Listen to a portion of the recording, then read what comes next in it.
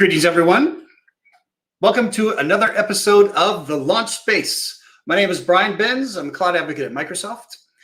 And today we have a great show for you. The title is New Curricula for Everyone, called Machine Learning and IoT for Beginners. So we're actually covering a couple of very interesting topics.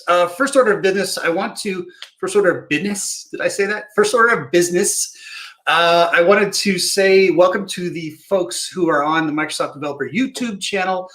If you want to interact with our guests today, please join us over on Learn TV, aka.ms/Learn TV is the address to go to. And you can chat, ask questions, it's a live broadcast. So yeah, I'm excited to have some interaction from you today. So let's bring on our guests. Today we have Jen Looper. Hello. And Jim Bennett. Greetings, folks. How are you? Jen, do you want to introduce yourself? Oh, hi. Yes, I'm happy to be here on this show. Thanks, Brian, for inviting us. So my name's Jen Looper. I'm also a cloud advocate at Microsoft. We're on the next generation team, so we even have our little logo t-shirts, and we sometimes beam ourselves away for a vacation. But no, our team is all about students and faculty and creating really interesting experiences to help people skill up, as we say at Microsoft, and learn all kinds of new things. So I'm really happy to be here. Great. Jim, you want to introduce yourself as well? Yep. Introduce yourself as well. I can't talk today. So hey everyone, I'm Jim Bennett. I also work on the Next Generation Experiences team. Jen is actually my boss, so I'm on my best behavior today. And yeah, like Jen said, our job is to create great engaging experiences and support anybody involved in education around learning how to be successful, particularly with Microsoft technologies. I have a particular interest in the Internet of Things. I love playing with gadgets and devices and strange lighting setups. And so, yeah, I'm just here to help anybody who wants to learn IoT. I'm sensing a bit of conflict here already, though, because Jen is clearly making references to Star Trek, and behind you, of course, is major Star Wars appliances. So I hope that's not, I hope it's all in good fun and you guys are able to get along. But, you know, cats and dogs, you know. So far it's working, so far. Yeah, I keep trying to get him to change the team name to something a bit more Star Wars-like, but yeah, the big bosses won't have it, I'm afraid. Well, there's always the next. You can just say the next, and there's, you know, that applies to both, I guess. But anyway.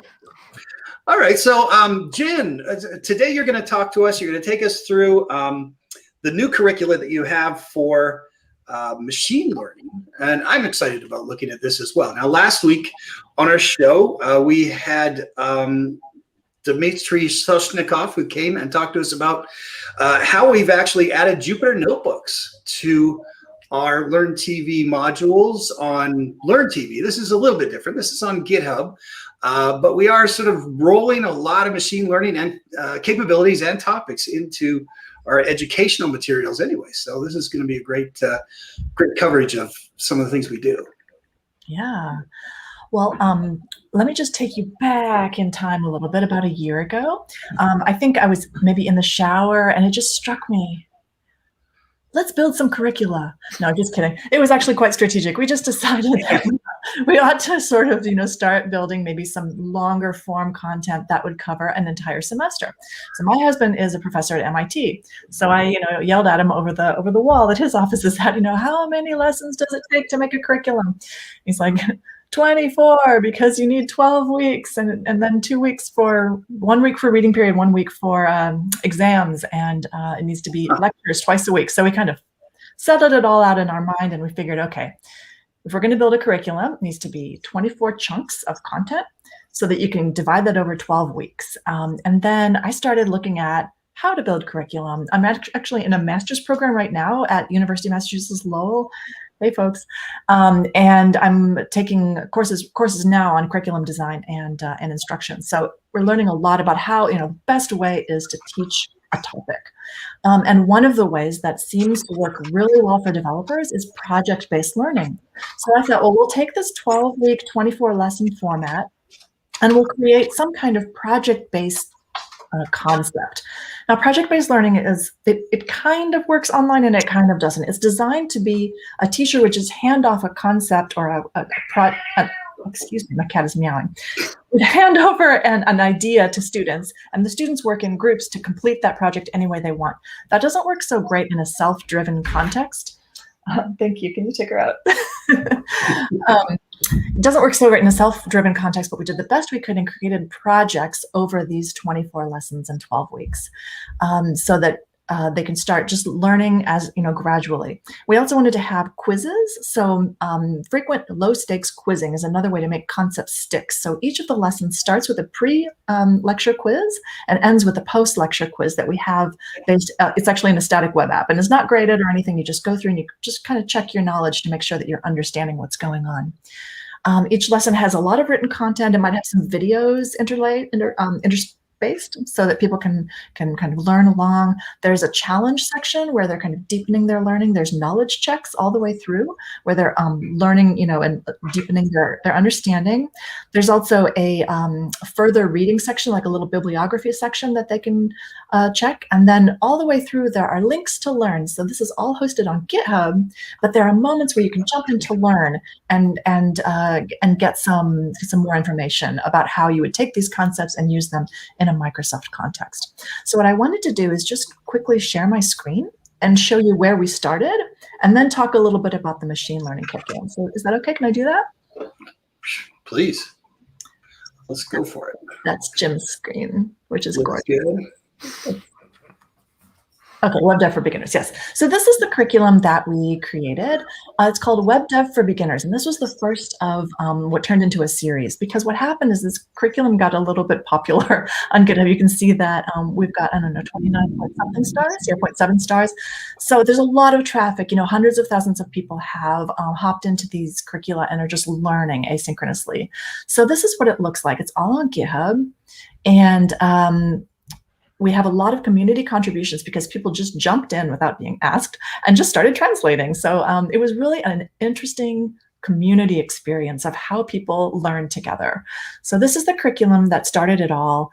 We have a lovely getting started video talking about the team, and we talk about the pedagogy that we used to create this series. So I talk about, how we might start with a sketch note, which will give you a visual outline of what you're doing. Any videos, the warm-up quiz that I mentioned, written lesson, the project, the knowledge checks, the challenge, any supplemental reading. There's an assignment at the end I neglected to mention, and then the post-lesson quiz.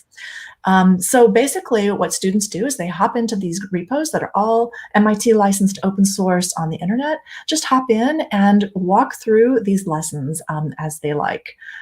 So this one starts with several introductory lessons. There's JavaScript basic lessons, and then the project starts. So you can create, for example, a terrarium, and by the end of it, you'll have a terrarium that looks like this. And it's you can drag and drop the cacti around. And that leads you to learn a little bit about HTML and CSS and JavaScript. And we talk about DOM manipulation, how you have to, grab the div by their ID and style them a certain way and make them draggable. We have a typing game, and then there's a green browser extension because that's a different type of web development. A space game, this is super cool. So let's see if I can find the actual lesson. Yes, so here's the introduction, and it's going to look like this. So you're going to have like a little Space Invaders scenario going on, and it's all done in the web. And it's amazing what students can create over 6 lessons. So that's the space game, and the last thing they create is a bank project. So they build a bank. It ends up looking like this with a nice login. So it's a little bit more like enterprise-oriented project. You can, create a login screen and figure out how to deal with routing. And this is all done using vanilla JavaScript. We wanted to stay away from frameworks. And I think that was kind of a win because it's a little easier to maintain. And for a web developer, you ought to understand the basics before jumping in to frameworks. So I'll pause there and just mention that the strategy was also always to bring the best of this content to Microsoft Learn. So if you're not familiar with Learn, audience, you should be, because this is the place where you can get badges and certificates and really a great way to deepen your learning.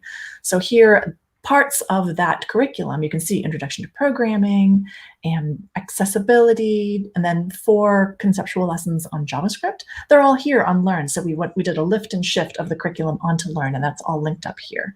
So that worked out very nicely. And so we just decided, well, that worked. Let's keep going. Let's build more.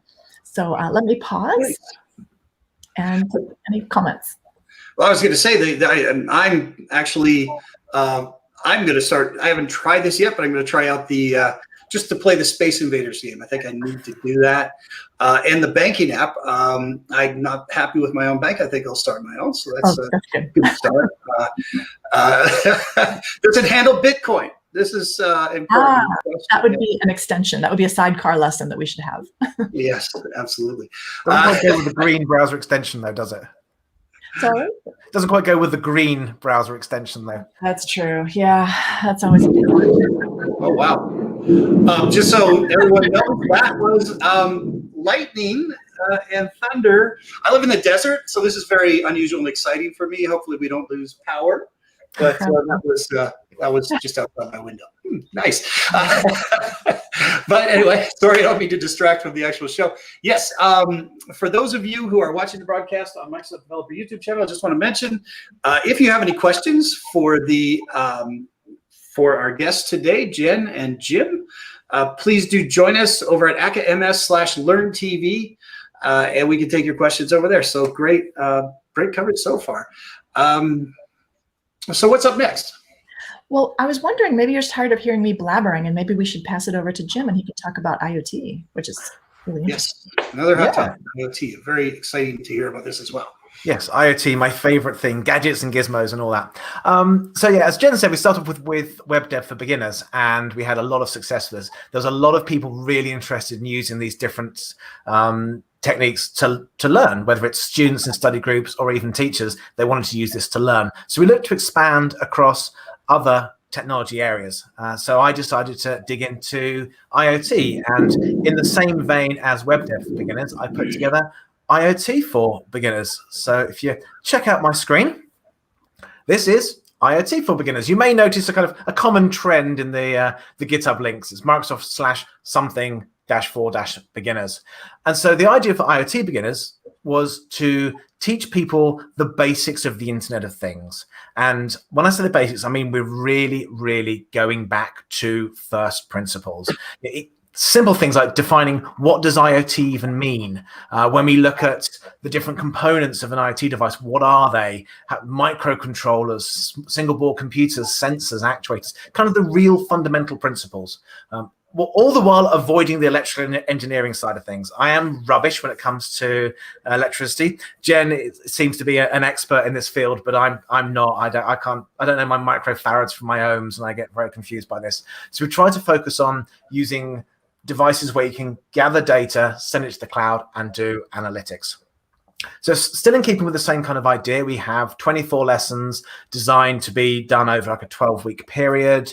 We have the same pedagogy. We have projects. We have quizzes, assignments, challenges, discussion points, all designed to try and get you involved in not just working through the content, but learning and understanding more. We also have these amazing, I've lost my, absolutely amazing sketch notes from Nitya, one of our in-house she's a mobile application developer who just does beautiful, beautiful art on the side. And she's put together sketch notes that kind of talk you through the lessons that we've been building and even dive deeper into some of the lessons. And so we wanted to come up with good, fun projects that are not only entertaining, but are also something that you would, something that's part of your day-to-day life. So we focused on food.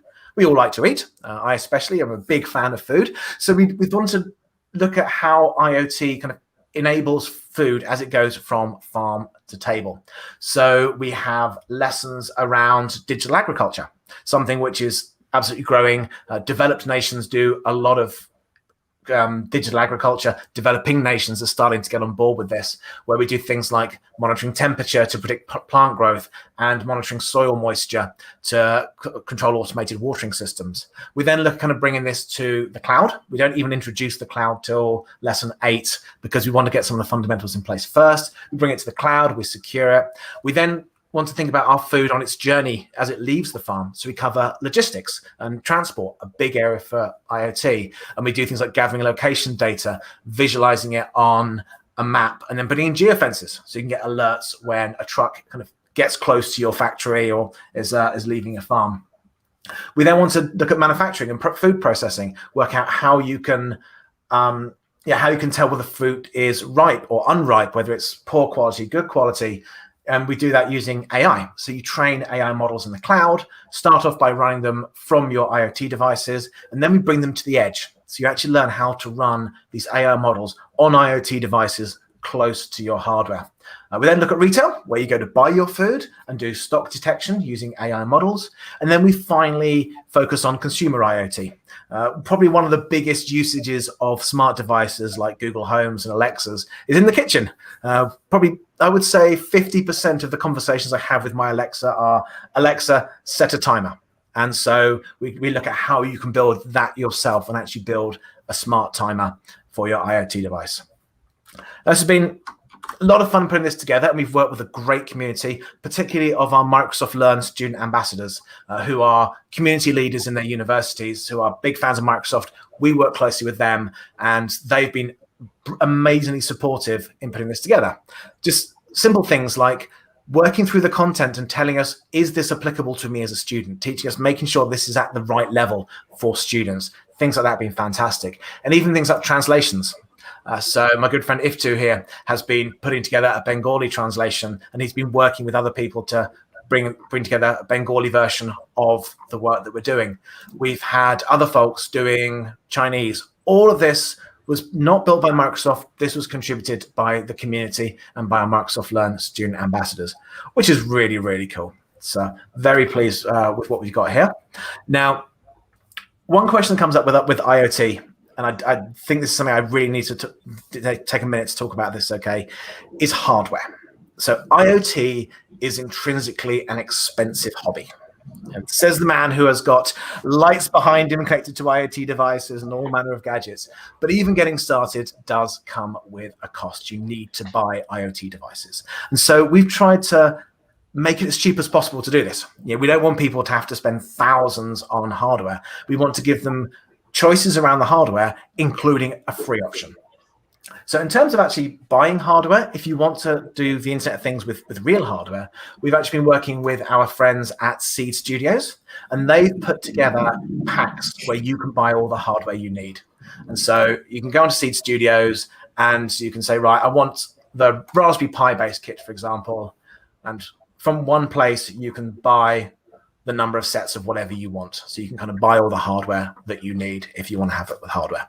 We also support virtual hardware. So every single lesson you can work through without spending any money on IoT hardware. And we use a open source project that allows you to simulate hardware. So you spin up a local website, add the hardware that you want, configure the data that your hardware is going to say, and you essentially build code that would be identical to what you'd build on a Raspberry Pi, but you have it running locally, and there's all using a simulated device, so there's zero cost. So you can literally work through the entire curriculum without spending any money on hardware. I mean, for example, what I've got set up here, I've got some code running that does a light sensor.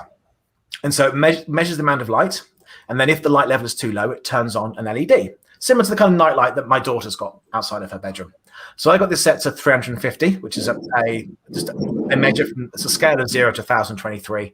We go through in the curriculum why we have these numbers, but we have this measure, and it's above a threshold I've set at 300. My light is off. If I had to change this to a lower number, set that, you'll see my LED lights up. This is kind of the same as what you'd put together, kind of like a 101 IoT project with real hardware. You would use a light sensor like this, and an LED. Oh, I've got my camera at a really obscure angle. Let's LED like this, light sensor like this. Come on, focus. But instead of buying the hardware, we're getting the same result using a virtual version. So we're trying to make sure that we can actually support people without having to spend money. But if they do want to get the hardware, if they've got the budgets, then we've got hardware choices to enable people to do it. And obviously this is designed for students, it's designed for teachers. our teachers are notoriously underfunded. Our schools are notoriously underfunded. So please write to your local politicians and demand more funding for schools. This is my soapbox moment. Yeah, let's help our schools get better funding so they can provide real hardware for students. Now, are you up for some demos? Do you want to see some of the projects in action? Absolutely. Let's go for it. I'm staying on mute over here. It's pouring and raining. It's crazy over here, but not to distract too much. But by the way, speaking of IoT, I do have a device that automatically turns off my irrigation on days like today when it's pouring rain. So it's pretty clever stuff. It's cool stuff out there, and love to see. You should say that, because that's one of the projects that you can build as part of the IoT for beginners. So when we look at digital agriculture, we start with just doing temperature measurement, and we use that to predict plant growth. There's a concept called growing degree days that for every degree above a certain threshold, so you measure the number of days at a number of degrees above a threshold, and then when that number gets to a certain point, your plant is ready. So it takes so many growing degree days for strawberries to be ripe, for example. And obviously the hotter it is, the quicker you get to ripeness. So we start off with that, and then we dive into automated watering.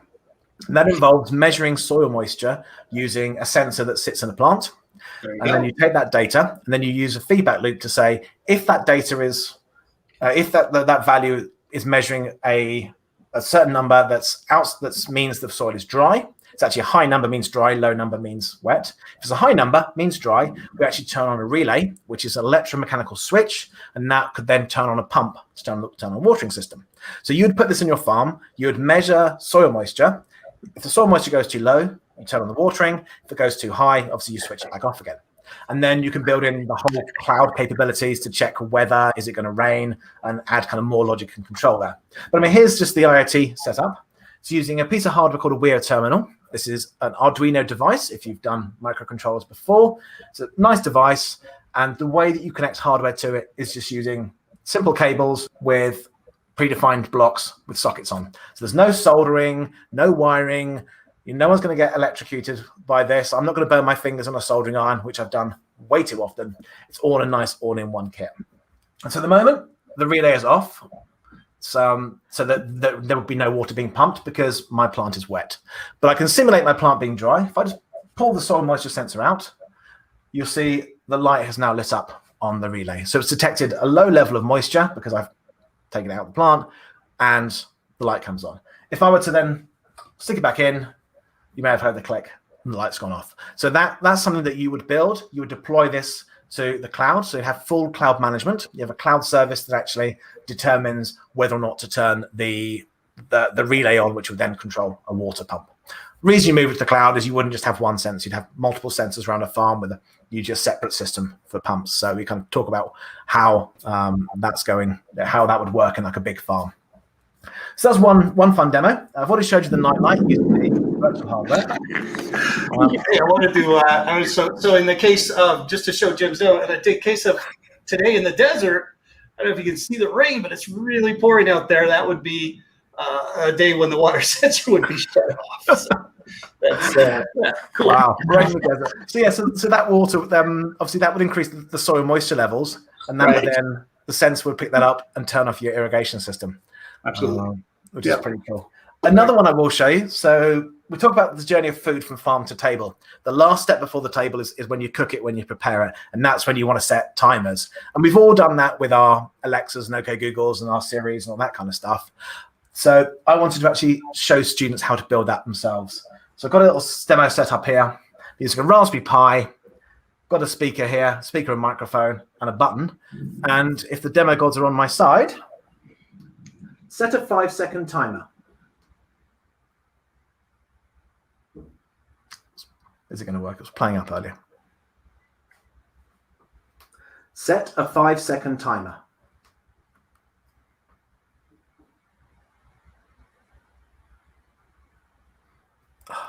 The demo obviously didn't sacrifice the right chickens, the demo gods. Set a 5-second timer. 5-second timer started. So you get the spoken feedback to say it started, and then in 5 seconds. Thumbs up on your 5-second timer. So the lesson actually covers doing speech to text on an IoT device, understanding that, getting back the actual time, giving you spoken feedback, waiting the 5 seconds, and then actually telling you when the time is finished. So those are the kind of lessons you can build with this curricula. As I say, all using hardware that you can pick up from Seed in nice pre-packaged fashion, or using virtual devices to kind of manage everything. So you can do the whole thing without any hardware cost whatsoever. So that's what really helps as well. IoT. Sorry, Brian. So I was going to say that really helps as well. You know, the sensor, having the virtual sensors and then being able to set everything up virtually, because you don't really know 100% what you need before you begin. So, you know, and you think of things after. So it's great to be able to choose virtual packages and be able to sort of try things out to see what you're actually going to be using in your application. Yeah. But also, you just may not want to invest in it. You may think, I want to learn this, but I think I want to learn this, but I don't really want to spend out $100 now. Or if you just may not, $100 is still a lot of money. So you just may not have access to that kind of money. So the fact that you can do everything for free, I think is great. And just say big shout out to Seed for those who are able to buy the hardware, making it easy to buy one-click purchase for all the hardware. So really pleased we work with them to help with that. You're going to give us the links, right, for those purchases, right? Yep, I will give you the links. So we have a show page, folks. For those of you who are watching this either live right now or a recording, if you go to our show page, it's aka.ms/the-lunchspace-ml-IoT. That's not quite the right one, but we'll get it up there. aka.ms/the-lunchspace-ml-IoT. There you go. That's the show page for this episode, and I will be putting all the links on there after as well, including links to Nitya Narishman's sketch notes, because she has, as you mentioned, Jim, some incredible sketch notes that we want to be able to use. Some of the links are already there, so you can check them out, but I'll add some more as well. But Nitya's sketch notes are second to none. They are incredible. Just everything it's a real art and a science she has, and she's perfected it. And you can see on one page everything you need to know about certain topics. It's really fascinating. And it's harder than you think. It's harder to do than you think. It's a real challenge. Yes. No, it's and one thing Nitya's trying as well with the sketch note I've got up on my screen at the moment, she's been doing it cell style. So if we can just share my screen, she's been doing it kind of like cell style, a bit like a cartoon. So you have these different cells that you would read like a comic strip that explain all the steps. But of course, if you want to present this to a study group, or you want to present this in a classroom, this is your slide deck. Each one of these is a slide that you would then use on your slide deck to help explain the concepts. So it's really great that not only does it provide you a visual representation of what you're doing and then allows you to read about it in a fun way, but you've got an instant slide deck as well, which reduces the effort to folks who are looking to actually teach this in the classroom. Absolutely. Hey, we do have a question from the audience. Bonnie, thank you for your question. And for those of you who want to join us and ask some questions, go to aka.ms/learntv. But Bonnie had a question, which is basically, where else besides GitHub can we find these courses? And I think I know the answer right now is only GitHub, which is still publicly available to everyone. So it should be okay. But yeah.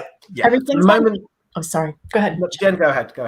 Right. So it depends on the course, but what we do is we build it on GitHub as almost like a proof of concept to make sure that everything works nicely. And then we look at what's the most useful thing to take and put into Microsoft Learn, which is that page I showed you, where we took 6 of our lessons from the web dev curriculum and lifted and shifted them into Learn.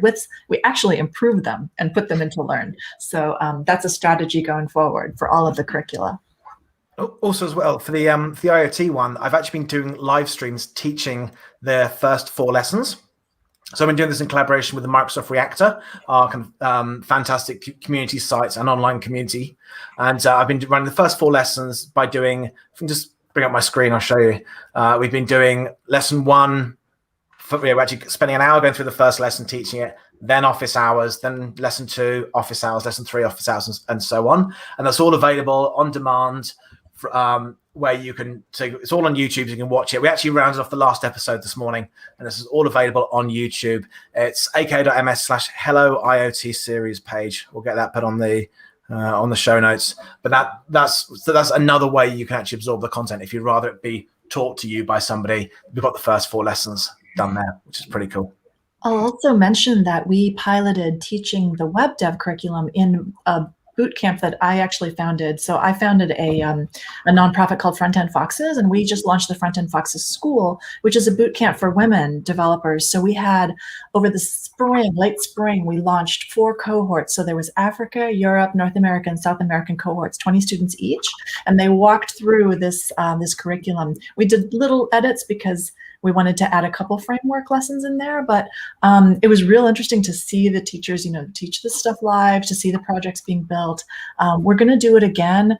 Frontendfoxes.school is our program for the ladies, and but we're going to cut it down to 5. We're just going to do it in small chunks because 10 weeks is a lot to commit. It's very interesting to see how it all works and fits together.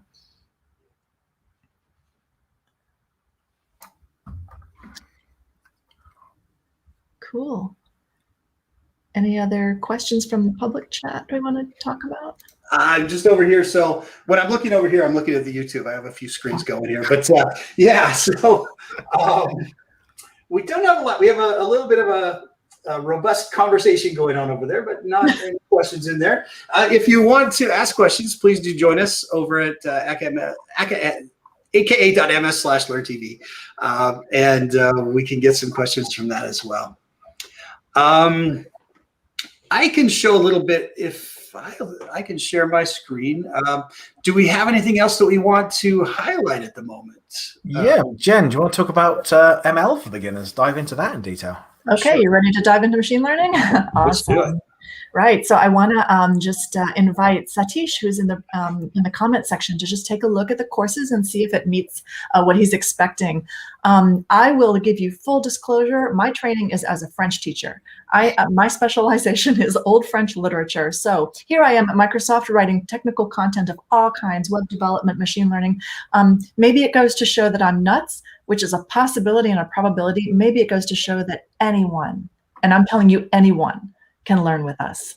I'm not even kidding around. So I would love to invite you to come and hop into these repos. It's MIT License Fork It. Come and contribute and see if you can help us make it better. So what I'd love to just share my screen, which is the curriculum for machine learning for beginners. Okay, here it is. So yeah, so what we did is we made a decision at the beginning to only focus only focus on classic machine learning in this particular curriculum. We split the concept of AI from ML, and I'm horribly careful with jargon and verbiage and how much probability and statistics and math you need to be touching base with in this sort of thing. Math is not my background, but I did the best I could to make sure that this is very accessible for the very beginner. So sometimes the best way to learn something is to teach. And it was a real pleasure for me to be able to just dive into this topic and learn all together. So we focused on using scikit-learn, which is a free library that is really helpful for just doing all kinds of procedures with when you're trying to learn machine learning. And we broke it up into 9 groupings. It is the 24 lesson model, but we couldn't stop ourselves and we added a 25th lesson, which means that we have 50 quizzes that we built out for this. We also had the help of several amazing Microsoft student ambassadors, and they're listed here. We had a team of superstars here. We had folks from across Microsoft helping: Stephen Howell in Ireland, Francesca, Tomomi, Dimitri, Chris, Ornella, Amy. A lot of people really chipped in and helped out. And we had illustrators as well. So our sketchnote artist is Tomomi. She has this beautiful, lovely Japanese style of a very soft watercolor look. I'll show you in a minute. It's really helpful for grasping these concepts. Dasani did terrific infographics. She's a program manager here at Microsoft, and I like to draw as well, so I blasted out my Procreate and did some infographics as well. Not on the level of Tomomi or Nitya for sure, but it was fun to try. So what we did is we did a few different things. We started with the quiz. We have the written content, and we have everything in this ecosystem is going to be run in notebooks. The nice thing is you can just fork this repo, open it in Visual Studio Code, and you can easily create an environment for yourself using Python 3 and open up your IPYNB files, your Jupyter notebooks, and just paste in the code, type it in, run each cell, and understand what's going on. It's a really interesting way to learn. As a web developer myself, it's really interesting to switch into this notebook ecosystem because notebooks allow you to also add blocks of text, markdown, and then the code that you run. So it's a very different kind of feeling. And so what we did is we just continued this process, but we also included a discussion board. So Nitya actually told me about this in GitHub. I had no idea this existed. These are discussion boards in GitHub. So we're here on the machine learning side, building community and answering questions about the course. People are like, how do I hop in? How do I learn? Is there a certification? What's going on here? And then my translators hopped in and created, this is the Chinese group, and they're creating the Chinese translations all together and assigning each other bits and pieces using checklists. So it's really impressive what's going on this discussion board. I even plugged the chat for today on the discussion board. So if anyone's from the discussion board looking at this broadcast, hi, and thank you for coming to the discussion board. Okay, so let's see. What I thought I would do is just walk through the various groups of lessons that we have. We start with an introduction to machine learning because this is just a field that is so packed with jargon and is so based in math and stats that it just seems like a foreign language to a lot of people. So what we wanted to do is very carefully specify what we are talking about. And we created some little infographics about, where we're fitting in, right here. We're going to create an AI curriculum and tackle deep learning, and we're creating a data science curriculum as well. So you will be able to learn those things and keep going. So that's the introductory lesson. There's a history of machine learning, and here's an example of one of Tomomi's sketchnotes, which I really love, this watercolor look. So we have Alan Turing here, with the first one of the early bots, Eliza, the chatbot that was like a virtual psychologist, the neats versus scruffies concepts, and then this whole concept of big data pushing the field forward. And it's kind of really, really cool to look at the history of this field and how it's evolved. How it we had the big chill, and then it kind of heated back up again. Now it's just going wild. So with deep learning, so there's lots and lots to talk about with the history of machine learning. We also, inspired by Web Dev for Beginners, which led after the first two lessons, we wanted to talk about accessibility. Here, we wanted to talk about fairness in machine learning. It's a very important thing to think about because these algorithms, as they're being developed, are really impacting our lives right now. I went to the weirdest talk I've ever been to was about the use of machine learning algorithms in the criminal justice system. I remember Francesca and I walked out of the talk afterwards, just kind of shell-shocked. But lots of really things to think about, like over and under representation in your data. When you Google or Google with Bing, CEO, what kind of images comes up? Not too bad on Bing, actually. So we're just doing some little tests around fairness. Techniques of machine learning. For anyone new to the field, how do you get started? What are we doing around here? So, and here I'm introducing some jargon callouts. What is feature selection? What is feature extraction? Whenever you see a little mortarboard icon, that's a note that you're going to find some jargon discussed. And then I tried to make as many links as we could. So we really, this is one of my graphics actually, just to have be as explanatory as possible. So those are the 4 intro lessons. And then we move right on into regression. And the theme of this curriculum is around the world with machine learning. So we decided, okay, so we're going to talk about regression, which helps you discover relationships between variables. And we decided to focus on a pumpkin data set that I found about pumpkin prices in North America. So it's very festive. I think you'll like it a lot.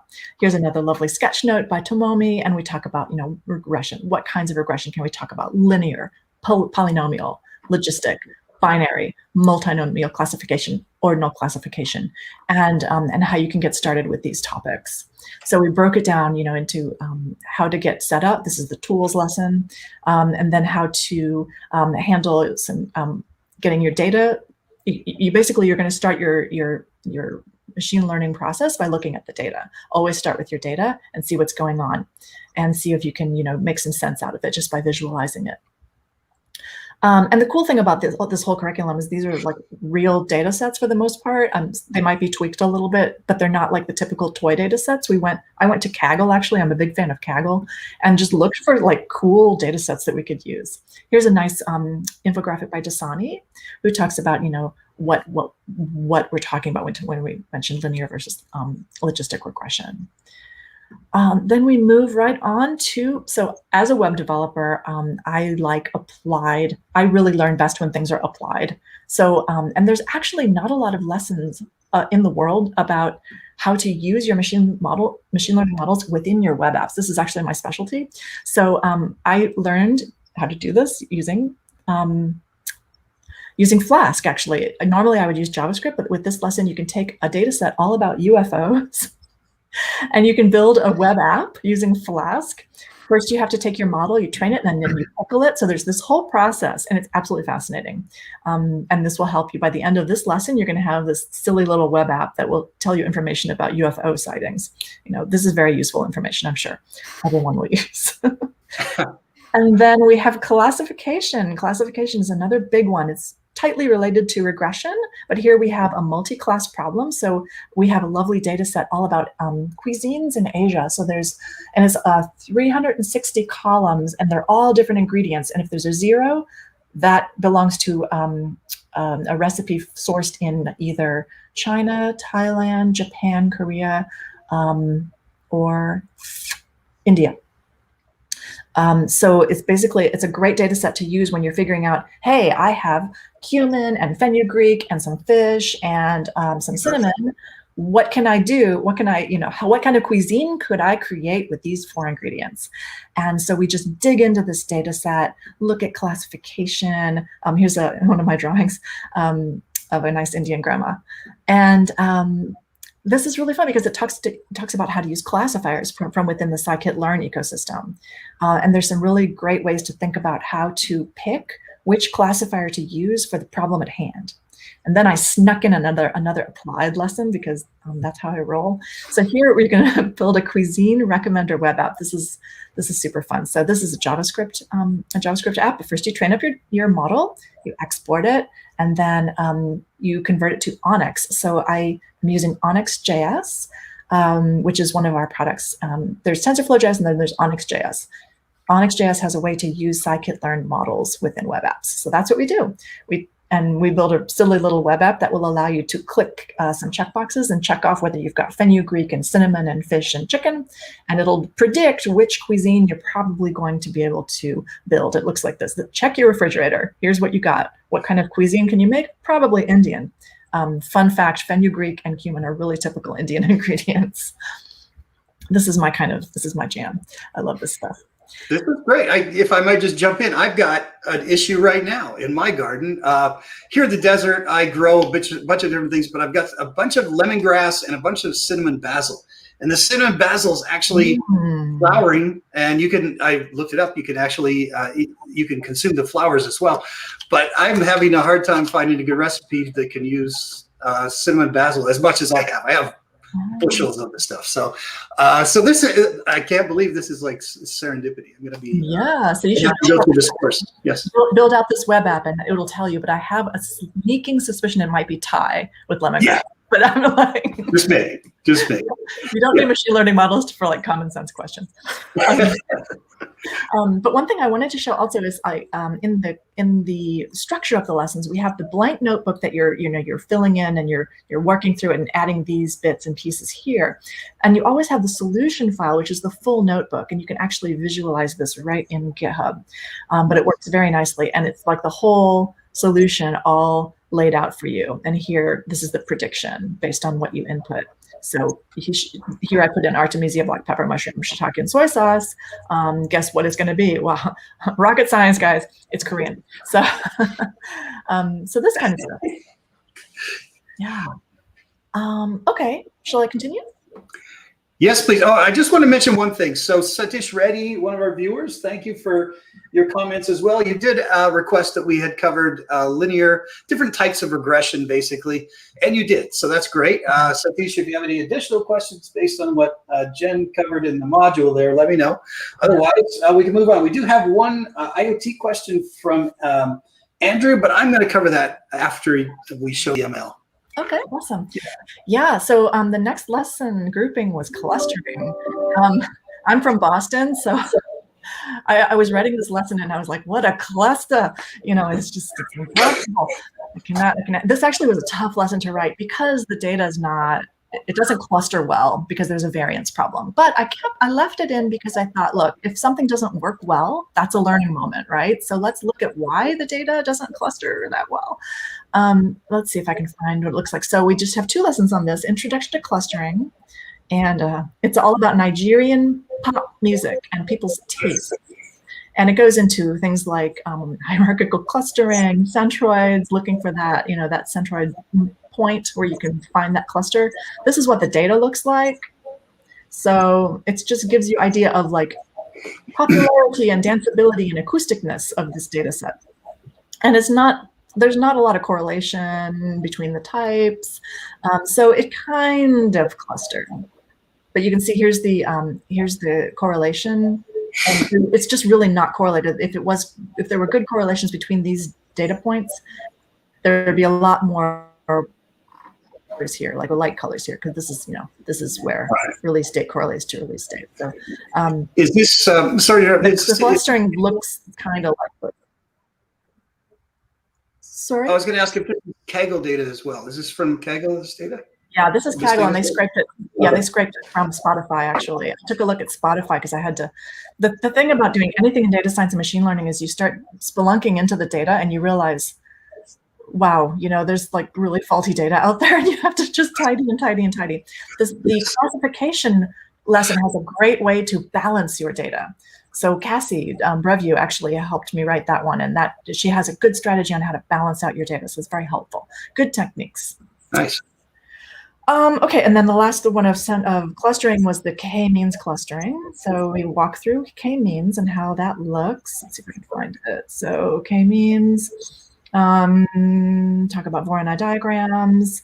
Here's the clusters. Sorry, I showed you the wrong image, but it's okay. But these clusters are too close together, which shows that there's the data is imbalanced. It's not very correlated. There's too much variance. So whatever. It was fun to try, and now we know. Moving on. So there are several natural language processing lessons here. There are 5 of them, and these are done by Stephen Howell, and it's all about the romantic hotels of Europe. And also we dove into Pride and Prejudice and made some interesting bots around Pride and Prejudice. I know that book by heart, so this was super fun to work with.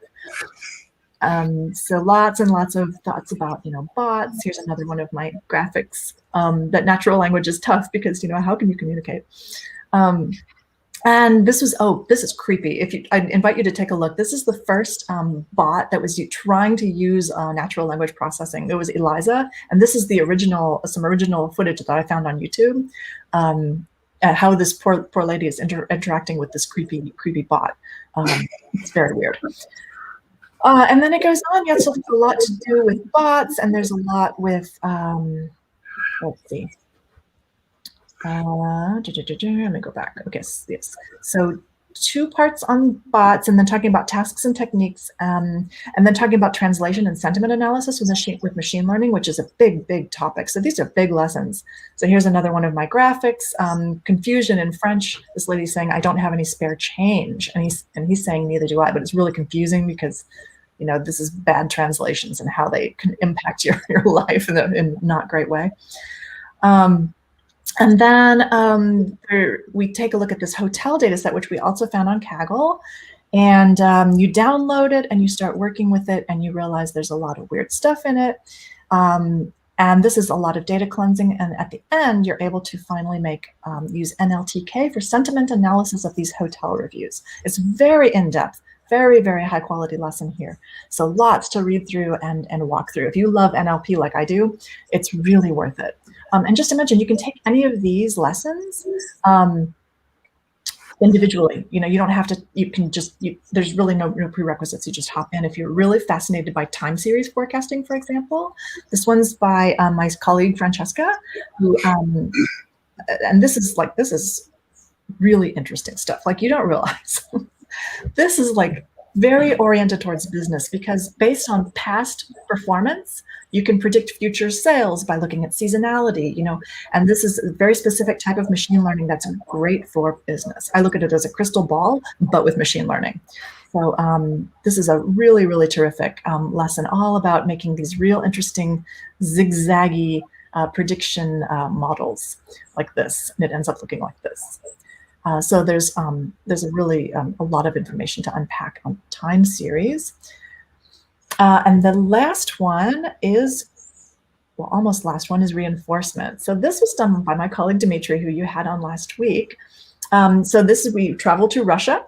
So that was the data for time series is electrical usage around the world. But this one is specific to Russia, because what we wanted to do is talk about Peter and the Wolf. I love Peter and the Wolf. If you know the story, I put the score in because everyone loves Prokofiev. So here we're talking about reinforcement learning, which is a really cool way to learn about how these machine learning algorithms make decisions, and how you can just hand them data. It's not supervised or unsupervised, it's just data, and they're just walking through it and making decisions. So we use the idea of Peter and the Wolf to talk about how to create a machine learning model using reinforcement learning and Q learning. Here's another nice sketch note, and Dimitri talks about exactly what Q learning is. So he has Peter and the wolf. Peter needs to avoid, let's see, I think he's walking on the ground, but he has to avoid the water. There's grass where he can rest, an apple where he can get some nourishment and get like PowerPoints, and then avoid the wolf. So the idea is Peter should not get eaten. And here you can, have the machine, you can just show the machine this thing, and it'll figure out where Peter should be going to avoid the wolf. I think he's stuck. No, yeah, there you go. Get some. So, and when the wolf, attacks Peter, then you're gonna lose a reward. So this is all about reward functions and teaching the machine to have the right outcome. Really, really good stuff. The other lesson on this one is using a gym. So this is the famous cart pole skating technique, but we made it pertain to Peter, who is not skateboarding, snowboarding down the hill, and here's the wolf. And here are his three friends. I don't know if you know the story, but he has a little duck friend and a little cat friend and a little bird friend. The wolf does catch the bird, but Peter hangs it up by its tail, or actually I think he eats the duck, and he coughs up the duck, I think. So anyway, so this is using a reinforcement learning gym to figure out how Peter can best balance on his snowboard and avoid that wolf. Skate down, skate down, skate down. So it's this like very, interesting little training of how to get from point A to point B and stay upright. Well, right. Absolutely. And if you slide that little slider to the left or right, it actually moves, but it stays upright. It's kind of cool. Yeah. This is the gym. It's actually a gift, but yeah. So there's an awful lot of content here, an awful lot of great stuff. The last one, which we couldn't resist doing, was a real world application. So maybe this will make our friend in the chat happy, because we decided to say, well, let's just make a list and then people can discuss of all the real world applications of classic machine learning. So not even bothering with things like deep learning and other types of training, avoiding TensorFlow and avoiding PyTorch for the moment. How my daughter, who's in finance, she uses regression all the time, and it's just super, super useful. So we just talk about some of the applications. I'm a very applied person, so talk about finance and education, retail, healthcare, ecology and green tech, insurance, arts, culture, and literature. That was me. And marketing and And then I found that the Wayfair data science team has a really cool YouTube channel. So I linked to it, and they talk about how they use it, how they use machine learning in Wayfair, which I thought was super cool. So that's machine learning for beginners. Loads and loads of great stuff. Great. Fantastic. I'm gonna be taking this for a couple of selfish reasons. This is great. I saw that Seth Juarez is in some of the intro videos too. His content is always great. He's a great explainer. Really good at doing this stuff as well. Yeah. So that's great. Thank you. So Andrew McKellen, a little bit a while ago, mentioned about security. So Jim, he was asking if there was any focus in our IoT curriculum regarding security.